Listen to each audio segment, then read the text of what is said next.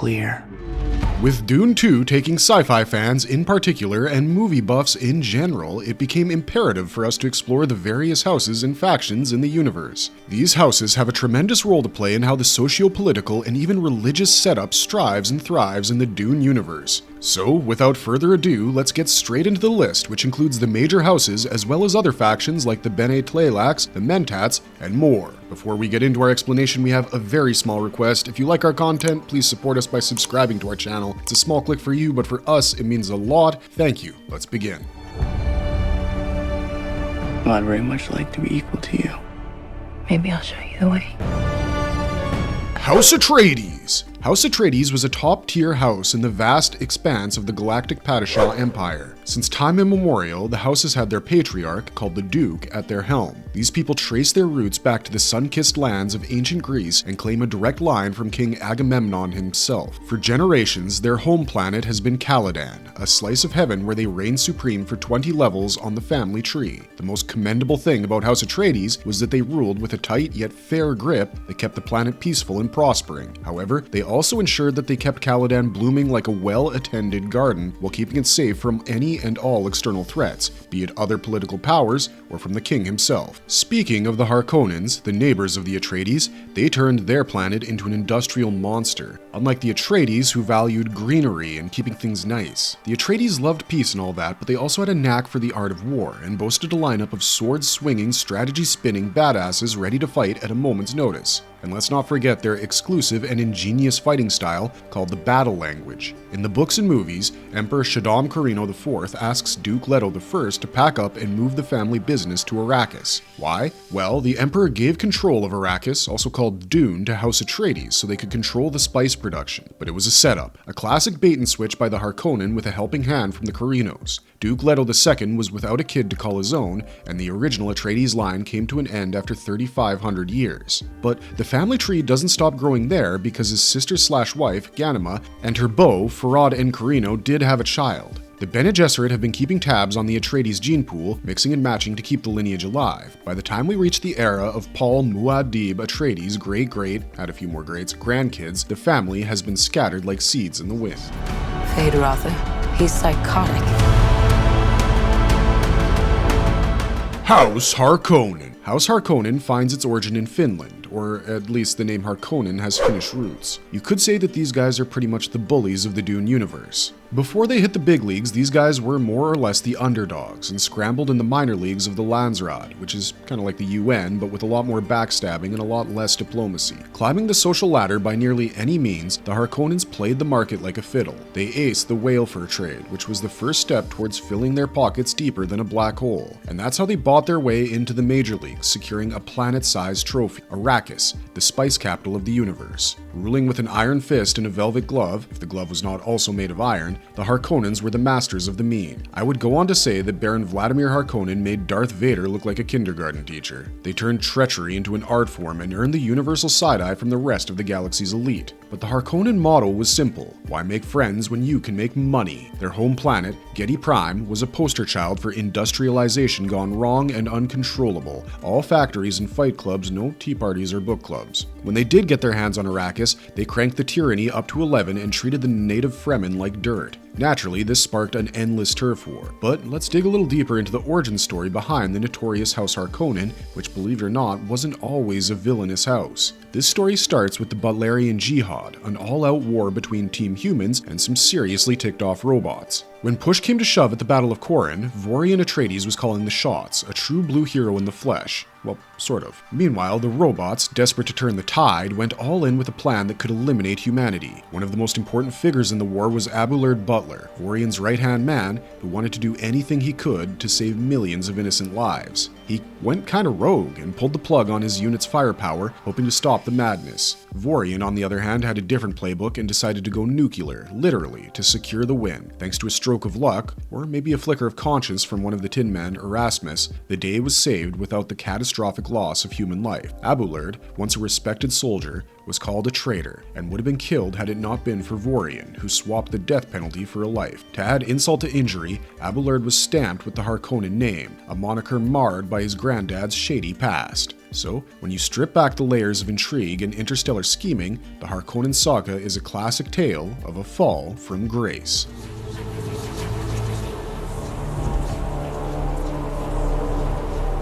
Bene Gesserit. Well, this strange order of women is many things in one. They're ninja nuns, cosmic scientists, and behind-the-scenes puppeteers. Officially, they tell you they're not running a religious cult, but let's be real. Everything around and about them screams sacred secret society. And then there's the mystique they exude. These ladies serve as part spy network, part think tank. They dabble in genetic wizardry and interstellar politics, all while searching for their chosen one, the Kwisatz Haderach. Later on, they shift gears to focus more on the important question, humanity's survival and evolution. Post-Butlerian Jihad, the Bene Gesserit appeared amid the chaos and quickly climbed the ranks to become one of the go-to power players. They rallied the scattered sorceresses and got religious leaders to discuss the Butlerian Jihad and its implications. Within 20 years of the mechanical mayhem, the Bene Gesserit set up a hierarchical system with the Reverend Mother at the top. The Bene Gesserit have access to human genetic memories that date back to a time before humans existed. Their ultimate plan is to bring about the birth of the Kwisatz Haderach, someone who could tap into the motherlode of past and future insights, essentially becoming a one-man intergalactic Google, one who could tap into the past as well as the future. The plan was pretty sordid, and after centuries of meddling, they just had to ensure that Leto Atreides' daughter married Feyd-Rautha Harkonnen to produce the super baby. But then, Jessica Atreides gave birth to Paul, a boy, which blew their meticulous breeding strategy to dust. Paul turns out to be the prodigy they were banking on, but he had shown up way ahead of schedule, which was another major hiccup and kinda worse than having no Kwisatz Haderach. Oh, spoiler alert for Dune 3 if it ever happens. Just when the Bene Gesserit thought it couldn't get more complicated, Paul goes and has kids with Chani, a Freman with a spicy gene pool of her own, which led to Leto II, who, as God Emperor, remixes the future in ways no one saw coming. Suddenly, the Bene Gesserit found themselves scrambling to get their influence back in the game, especially with the arrival of the honored Matres, the new kids on the block with a penchant for chaos. In the end, the Bene Gesserit merged with the honored Matres to claw back some control. Paul Atreides is still alive. House Corino. House Corino was the most powerful family of the known universe. They lived on their posh planet Kaitain and also ruled over the rugged Salusa Secundus as their home planet. These guys ruled for thousands of years from the Golden Lion throne and called the shots in the Imperium with somewhat of an iron fist. Needless to say, House Corino wasn't just another major faction in the Dune universe. They were the game. They had the heaviest say in the Landsraad Council, more than any of those other great houses could even dream of. And let's talk muscle, their army, the Sardaukar, was pretty much the most dreaded force there was for a pretty long time. Top-notch fighters that could basically wipe the floor with anyone else's troops. The only way to take them down was through literally everyone else teaming up against them, which tells you something. However, the Corinos preferred to play the smart game. Sure, they were rulers and all, but they knew how to play the shadows too. Take the Atreides Harkonnen beat. The Corinos made two factions fight for their personal vendetta and, of course, profit. You see, House Atreides was growing too strong, and Leto was gaining a lot of respect among other houses, which often undermined the king's authority. So, by pitting the Harkonnens against the Atreides, they kept their hands clean while keeping their grip on power tight. Trying to keep the crown, Shaddam IV hatched a plan to throw House Atreides under the bus. He sent them to take over Arrakis, thinking he'd then let House Harkonnen wipe them out with a surprise attack. Sounds like a solid plan, right? Wrong. Duke Leto Atreides bites the dust, sure, but then the Fremen, led by Muad'Dib, kick up a storm and flip the script on both the Corinos and the Harkonnens. Additionally, House Corino's authority started to dwindle when their greatest weapon turned to rust. The Sardaukar, those unbeatable troops, they got too cozy, slacked off, and got all tangled up in corruption. Add some bad calls from their king, Shaddam Corino IV, and the Bene Gesserit's play into the mix, and you've got a recipe for disaster. Later, the Corino Empire watched its dynasty crumble. House Atreides took the throne, sealing the deal with Paul Atreides tying the knot with Princess Irulan Corino.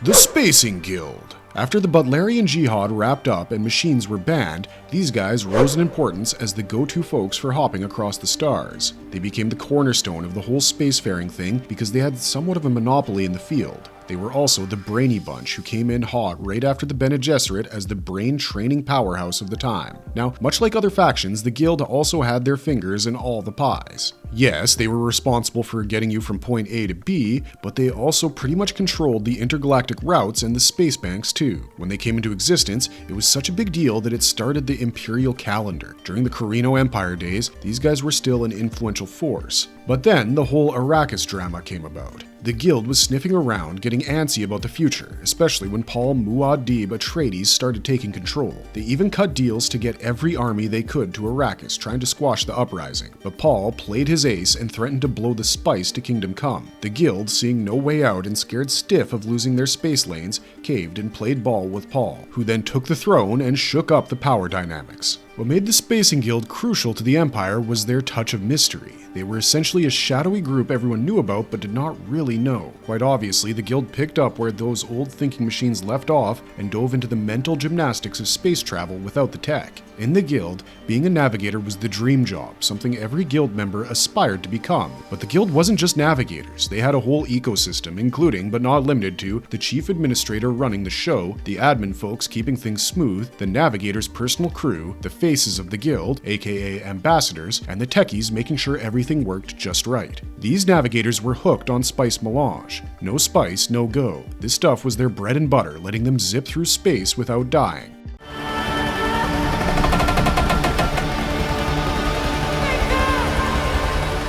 House Fenring. House Fenring essentially belonged to the Faufreluches. These people were led by a count, usually at the helm, and were great friends to the imperial throne. Count Hasimir Fenring was the main man of the moment, who sometimes doubled as an assassin and BFF to Emperor Shaddam IV. Then there's Dalek Fenring, another key player, and Count Otho Fenring, the guy who put the final touches on the Assassin's Handbook. A must-read for the killer elite from 5359 AG. The Fenrings didn't really have a home planet and lived more of a nomadic life, never really settling down but always hanging near the Corinos. They made a stint ruling Arrakis before Count Fenring switched to play landlord over Caladan as Suradar Absentia. When Paul Atreides took the throne, House Fenring was holding down 2 votes in the Landsraad. Don't try to impress anyone. You're brave, we all know that. The Fremen. The Fremen were desert warriors hailing from the unforgiving dunes of Arrakis. Descended from the Zensuni wanderers, these folks made survival in the harshest conditions their brand. With Arrakis as their battleground, they've turned frugality and fighting into an art form. Living in tight-knit groups called sieches, tucked away in rock formations, the Fremen strongly believe in the twin pillars of community and toughness, which were essential for their survival. Their society was big on patriarchy, with the head of the Fremen often taking numerous wives. They also had this unique spiritual leader, the Reverend Mother, who was basically their mystical guide and guardian. On second thoughts, she wasn't really that unique, was she? Now, on to the cool part. Water, or the lack thereof, is basically their currency. They had outfits called still suits that suck up every drop of moisture your body decides to give up, making sure you can wander in the desert without turning into a mummy. They're so good at conserving water, they hardly lose any of it, even in the scorching heat. To save water, they go so far as not throwing up or crying, a waste of water they call it. Even their duels have a watery twist. Losers literally give their water to the winner. Talk about high stakes. Prophecy is how they enslave us! It's not a prophecy. It's a story.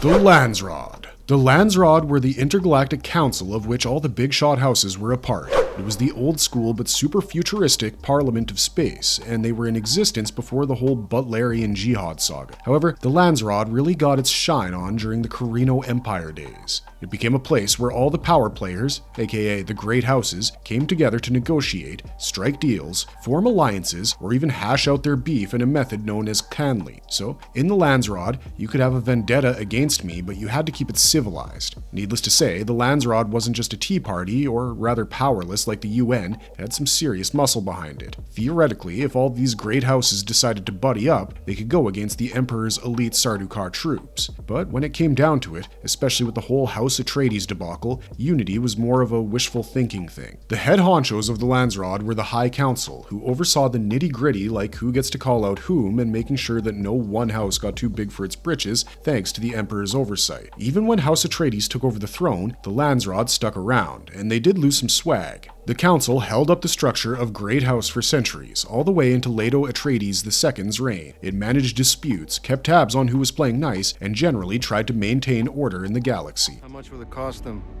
traveling all this way for this formality? 3 guild navigators, a total of 1.46 million, 62 The Mentat Order. Post-Butlerian Jihad, the galaxy found itself facing a lot of issues. I mean, can you imagine your life if all the machines and computers suddenly stopped working? In fact, there were going to be no more smart machines because of a new rule. Thou shalt not make a machine in the likeness of a human mind. Doesn't sound weird until you realize everything's falling apart. No tech support meant chaos in the streets, governments in disarray, and a serious downgrade in living standards. The aftermath wasn't pretty. There was widespread hunger, sickness, and a whole lot of confusion. That's when we met the Mentats, the galaxy's new brainiacs on the block. These people were the answer to the no AI conundrum, trained from the crib to be walking, talking supercomputers. Their main job was to crunch numbers, strategize, and basically keep the universe from imploding, all without the help of silicon-based friends. Training to be a Mentat wasn't for the weak. It started young, throwing everything from sensory overload to emotional roller coasters at them. The goal was to forge a mind as sharp as attack and as resilient as old boots. Albans, the mentor-in-chief, expected his protégés to be all-rounded, independent by 15, and tougher than nails. The regimen was brutal. I mean, one had to construct buildings, perform long and excruciating fasts, participate in marathons, and play chess. But all of these activities were tougher than the real-life version. But make it through and you were set for life with a guaranteed spot in the universe's elite. And if you think Mentats were just glorified calculators, think again. These wizards had the mental agility to pull patterns out of thin air, making them indispensable to military aid and political powerhouses. Some, like Thufir Hawat, even became the go-to guys for entire dynasties. What I mean is what I say, and what I say is what I mean. Time for a count. The Bene Tleilax. Meet the Bene Tleilax, or the Tleilaxu if you prefer. They were the mysterious and controversial biohackers from the planet Tleilax. They were a group of genetic wizards, but their methods led the rest of the universe to give them the side-eye. However, the great houses needed the Bene Tleilax for their scientific skills, so you could say that the Bene Tleilax were folks everyone loves to hate but can't live without. Originally, these guys were into blending the Zen Sunni and Zen Sufi beliefs, but as time ticked on, they ditched the public sermons for secret labs and became the go-to institution for anyone needing a bit of genetic tinkering. When Paul took the throne and sent his Fremen out on a universe-wide spree, the Tleilaxu figured they'd join the party with a gift in the form of a resurrected buddy of Paul's, Duncan Idaho. Their leader, Berenges, orchestrated this whole memory jog in a bid to get Duncan to turn on Paul. Things went south, of course, with Paul's lady, Cheney, dying. Unfortunately, that's all we've got for you for this one, but given how much we here at Marvelous Videos love sci-fi, you can rest assured we've got lots of other videos in production and on the way on the subject of Dune. Don't forget to subscribe to our channel if you want to see more of those, and if you like the content, don't forget to leave a like and leave us a comment as well. It helps us find more Marvelous viewers like yourself. Thanks for watching, stay safe out there, and have a marvelous day. In the shadows of Arrakis lie many secrets, but the darkest of them all may remain.